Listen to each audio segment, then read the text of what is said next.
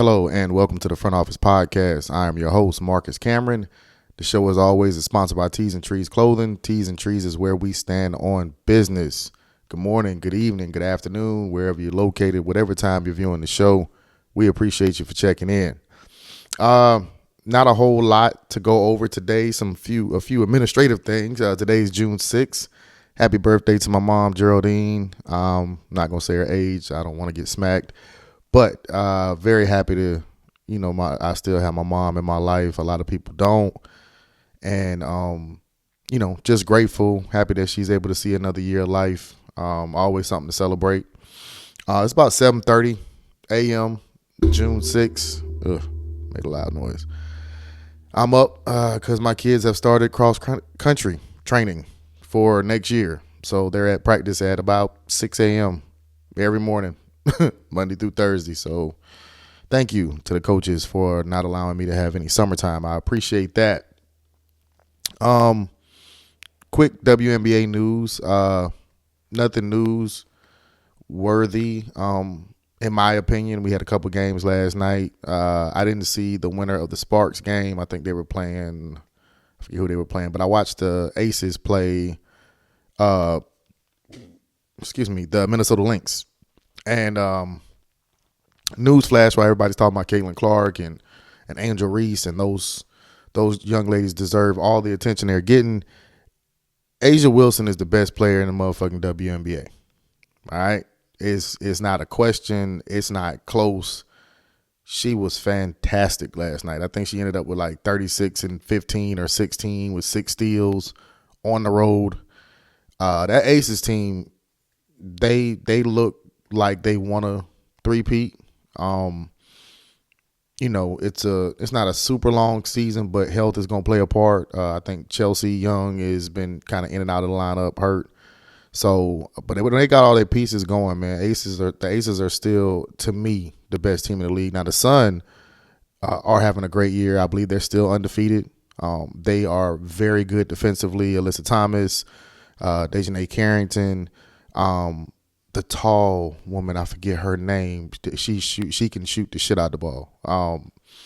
And their defensive intensity. The Liberty is still very good, very good. So the WNBA is gonna come out. It's gonna be a fun playoff series for them. Honestly, actually they running sports highlights. Sports Center's running the highlights from the Aces game last night. I'll give you Asia's exact numbers in just a second. But happy to see the ladies doing what they do. I'm supposed to be having a guest appearance on This, That, and the Third next Thursday, so y'all stay tuned for that. I recorded a podcast last night. One of my homies doesn't have it all the way up yet and doesn't want me to say the name, so I'll tell you more when that drops. Had a good time, though. You know what I mean? Good time. But, yeah, the WNBA is it's a hot topic. I love the attention for the ladies, and hopefully it continues to go that way. I will say this, it is a physical-ass league. And I'm going to say it again, if the ladies are okay with it, I'm cool with it. But, when they start making the real millions and millions that they're supposed to be, I think the league is going to have to take a look at that and be like, okay, we can't just have our stars getting, hurt every other play. I like the physicality. I do. They play very, very hard. It's like watching a college basketball game, honestly, with the ladies. And they just, all of them are good. I'm sorry. I'm trying to wait for this. They showing a lot of highlights, getting them early on in the show. That's what's up. I'm trying to get Asia's exact stat line. It was something crazy. She has been having an amazing year. I think Breanna Stewart is the only person I can mention in the same breath as A'ja, but not this year. I mean, she has got everything going in her bag. That little step back, that 16, 17-foot jump shot. 36, 12, and 6. Wow. But that's enough of the WNBA. Like I said, we're going to talk WNBA on my guy's show, Daryl Williams, This, That, and the Third. Today is the day. All right? Y'all know what it is, man. We winding down to the end of the season for the Front Office Podcast because we are now in the NBA Finals. Dallas Mavericks versus the Boston Celtics. Game 1 tonight, 9 o'clock in Boston. All right. So let's talk about both sides for just a second. All right. Before we get to the finals, actually, I'll make sure my mic is still on. We had some breaking news early this morning. Dan Hurley is up for the Lakers job, the coach of UConn. He's been there for a while, 2 national titles back to back. Great program, great coach, fiery, a lot of personality. Personality definitely fits that LA style and what he's going to walk into the NBA locker room. My personal thought on it, I like the hire better than JJ Redick, honestly. And that's no offense to JJ Redick. I think JJ Redick is going to make a fantastic coach one day, but I'm not sure if he's ready to step into that particular situation, dealing with the drama that you're going to deal with. The Lakers are just drama. It's drama because you got arguably the biggest player in basketball, LeBron James. You got Anthony Davis, the LA lifestyle, huge media market. It's a circus. It's a circus, and Dan Hurley absolutely can handle that circus as of right now, from what I can see. He's a rock star at UConn. I think it's a good hire if they can pull it off. Now, does that put them over the top? I'm not sure. You still Rob Pelinka, the onus is still on you. You still need to get the pieces that make the team better. LeBron has to play better. Anthony Davis has to be what he was last year and maybe a little bit better, and you need more consistent complementary players in order for that to be a championship team over there. But that's a good start with the coach. I think that's a guy that they can keep there for a long time. So we'll see what happens. It was breaking news when the Lakers were interviewing JJ Redick and nothing happened out of that. So, but we'll see. But back to the finals, man. I'm excited about this matchup. I'm really excited about this matchup. I feel like there is little games within the game all over the court. Of course, the big storyline is Kyrie Irving going back to Boston. Didn't have a great tenure there. He just wasn't in the space that he's in right now. And, it's a kind of a love-hate relationship. I think he's mature enough to handle what he's going to walk into tonight, honestly. Porzingis used to be with Dallas. I don't think that's much of a storyline, or at least they're downplaying it enough to where it's not going to make headline news or anything like that. But let's get to the matchups. Dallas' starting lineup, you got Luka, Kyrie, Derrick Jones Jr., P.J. Washington, and Daniel Gafford. That's the lineup as of right now. I know Maxi Kleber is back, so I'm not sure if Jason Kidd is going to pull that trigger. I don't expect him to start Kleber. I think he goes with Gafford. He might start Lively instead of Gafford, or he might start them both, which I think is a bad idea, but he has those options. Matchups.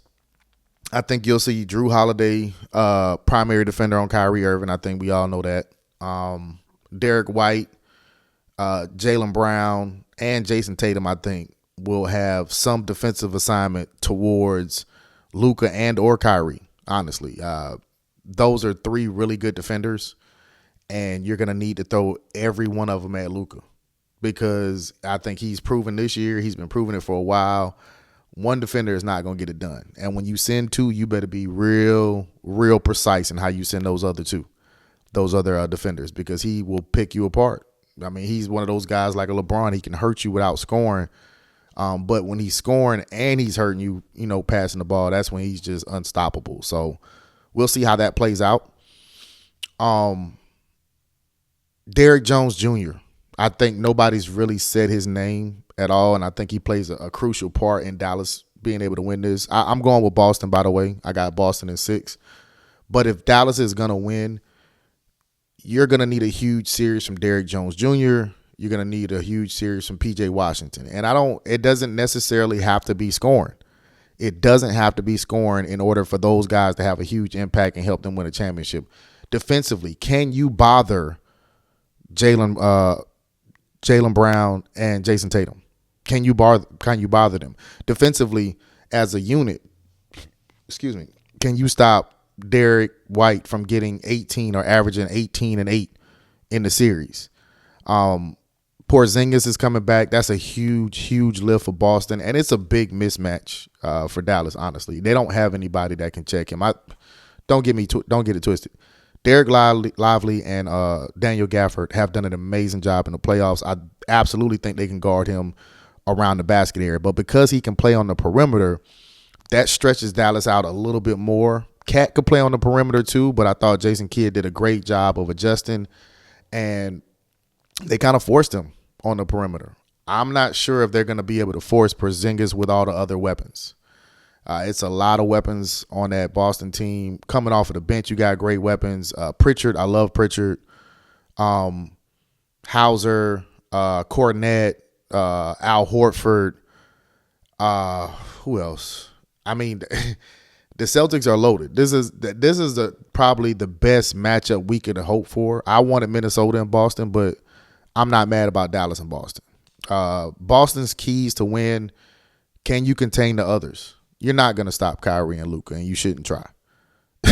You shouldn't try. You should try to make every shot and every bucket as tough as possible, but you can't have the Gaffords and the P.J. Washingtons and Tim Hardaway Jr.'s, who's another guy that nobody's really talking about, and Derrick Jones making big offensive contributions. You know what I mean? If they're playing defense, nothing you can do about that, but you can't let them have big games, because if they do, Boston's in trouble.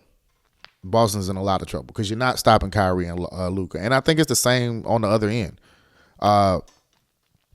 Dallas, for you to win defensively, you have to find a way to bother Jason Tatum. You have to hope he's not going to be aggressive. I still think Jason Tatum is the best player on that team, even though Jaylen Brown is playing phenomenal throughout these playoffs. But I think Jason Tatum is the engine. He's the guy that really makes it go, and his playmaking has gotten a lot better from the last time he was in the finals. When he was in the finals last time, I thought Golden State did a really good job of blitzing him, making him make quick decisions, and I don't think he was ready for that. I think he's ready for that now. Jaylen Brown, I'm not so sure of. We shall see. I'm going to take the Celtics in game 1. I got to bet one of my partners for every game in the series. So I like the Celtics tonight for sure. Between 8 and 10 points, I think the momentum, both teams have had a lot of rest. I think you see a big game out of Jaylen Brown and Tatum. And I think the others, I think it's a big team win for the Celtics tonight. But I think this gives Jason Kidd a little bit of ammunition and allows him to be able to prepare a little bit more. So we shall see. I will check back with y'all for game 2. Marcus Cameron, your host. Front Office Podcast is the show. Tees and Trees and Clothing is the Tees and Trees Clothing is the sponsor. We appreciate all the subscribers, man. I'll check back with y'all for game 2. Peace.